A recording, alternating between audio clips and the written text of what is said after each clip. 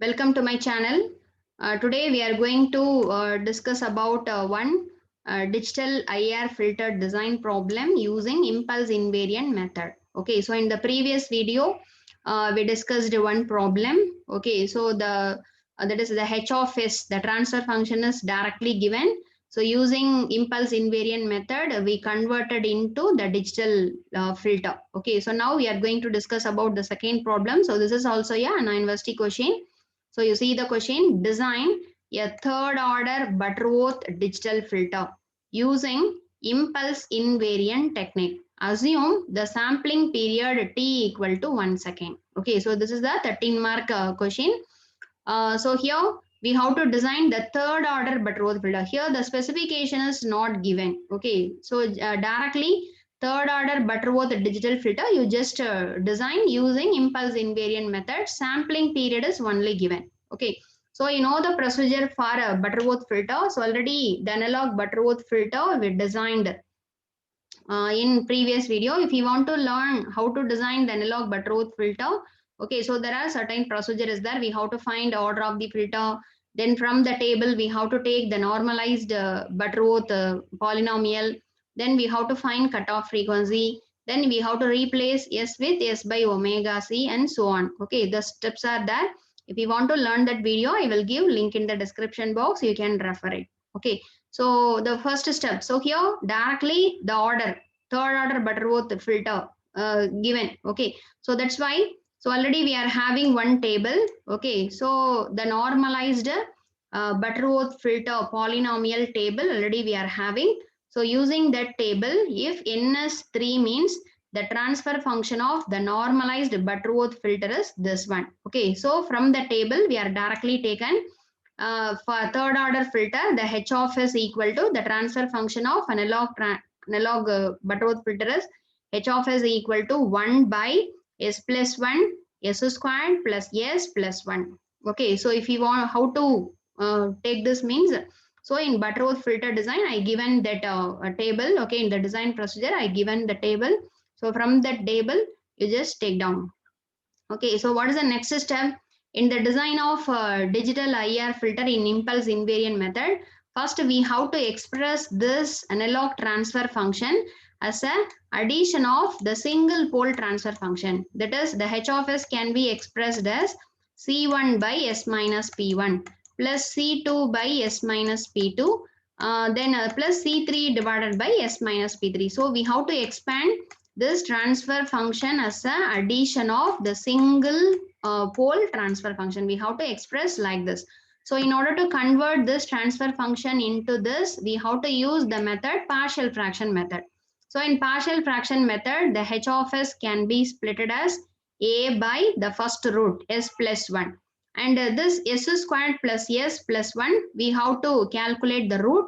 So that roots are, the first root is minus 0.5 minus j 0.866 and another one root is minus 0.5 plus j 0.866. Okay, so we can split b by s minus of the second root plus c divided by s minus of the third root. We have to write down. Okay, so you consider this is the equation number 1.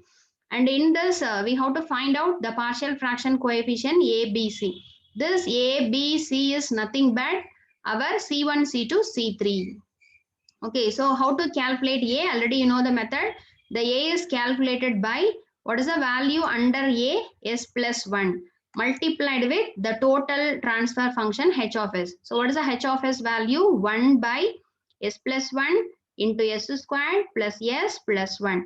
Under the condition S plus 1 means what is the S value? Minus 1. Okay, under the condition of minus 1. So here S plus 1 cancelled.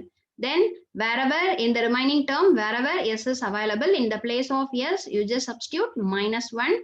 So we can get the answer is, so you see 1 divided by here 1 plus 1 divided by 1 plus 1 here minus 1. So minus 1 plus 1 cancel. So we can get the answer is A equal to 1. Okay.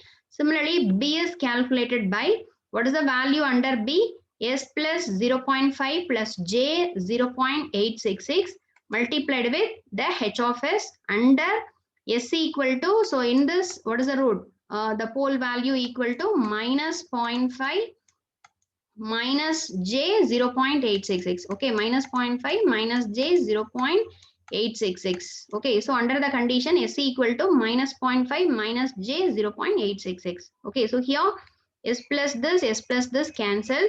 So in the remaining term, wherever the s is available, you just substitute this value. Okay, so you see 1 by, here instead of s, minus 0.5 minus j 0.866 plus 1. Here minus 0.5 minus j 0. Here. Okay, so in this minus 0.5 plus 0.5 cancel. Then you just add these two terms, we can get a minus j 1.732. Similarly here minus 0.5 1. If you are adding, we can get 0.5. So 0.5 minus j 0.866. Okay, so in this you just multiply. Okay, this term with this term you just multiply. Then we can get minus 1.5 minus j 0.866. Okay, so here you just multiply with its complex conjugate. So we can get the answer is minus 0.5 plus j 0.288. Okay, so this is the b value. Okay, so after calculating b value, the c value is calculated as that. So here you see the two poles are, okay, these two poles are complex conjugate poles. The first pole is 0.5 minus j 0.866. The second pole is, you see, minus 0.5 plus j 0.866. If the two poles are complex conjugate poles, means the partial fraction coefficient is also complex conjugate. Okay, so if B we calculated as minus 0.5 plus j 0.288, means the C value is the complex conjugate of the B. So the answer is minus 0.5 minus j 0.288. Or otherwise you may calculate similar to B, you may solve C also in this manner. So we calculated the three partial fraction coefficients. So after calculating partial fraction coefficient, we have to substitute in this equation number 1. Okay. So A, B, C value you just substitute. So h of s equal to, you see, A is 1. 1 by s plus 1 plus B value by that plus C value divided by that. Okay. So in that, what is this one? This one is nothing but C1. And this term is nothing but C2. And this term is nothing but C3. Okay. Similarly, here this one, okay, minus 1, it is said to be the pole P1. This is said to be the pole P2. And the third pole is said to be the pole P3. So we have to find out C1, C3, C1, C2, C3, P1, P2, P3 from the above formula. Okay. So you see this s plus 1, we can write it as a s minus of minus 1. So this minus 1 is called as a P1. Similarly, this s plus can be written as s minus of this. This is said to be the P2. And this one is said to be the P3.